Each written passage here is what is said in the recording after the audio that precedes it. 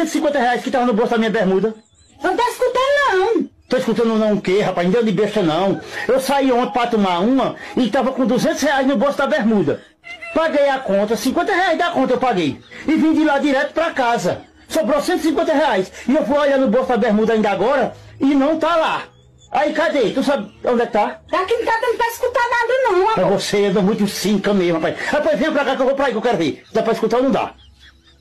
Pronto.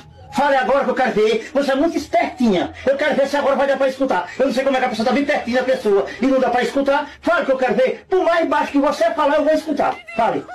Aquela mensagem que mandaram no seu WhatsApp, que eu vi hoje de manhã enquanto você tava dormindo, dizendo assim: meu amor, depois a gente conversa.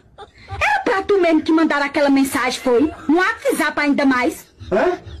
Responde, Josué. Não tá dando pra ouvir nada aqui. Tá dando pra entender nada mesmo, não. Tá bem o que você falou.